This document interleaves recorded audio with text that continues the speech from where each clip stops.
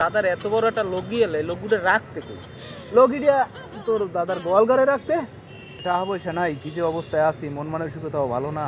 একা বন্ধু কি কও, মোরও তো সেম অবস্থা বন্ধু। না বন্ধু, দিন খালি দিন ভালো যাইতেছে না। আরে বেটা, বাপ দাদারা সম্পদ থইয়ে গেছে, আবার কিছু কিছু নষ্টও করিয়া লাগছে।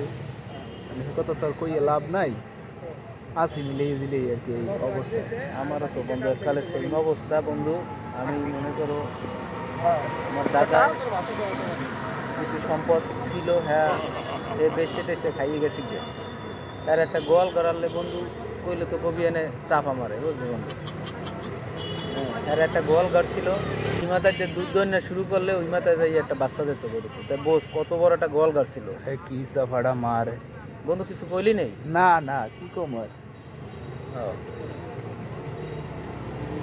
আম, তুই কইতে আছো, তুই তো আন আমার কথা শুনলে তো কবি এনে যে আল্লাহ মানে চাপা মারে। আরে না বেটা, আমার দাদা হেরাখান লগি এলে, হ্যাঁ। এ মস্ত বড় লগি। হ্যাঁ।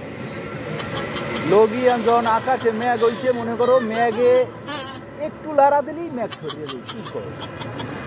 মনে করো যে কি আছে এ বন্ধু, তাহলে আমার একটা জিনিস জানার খুব কৌতূহল, তোর দাদার এত বড় একটা লগি এলে লোকগুলো রাখতে কই? লগিটা তোর দাদার গোয়ালঘরে রাখতে।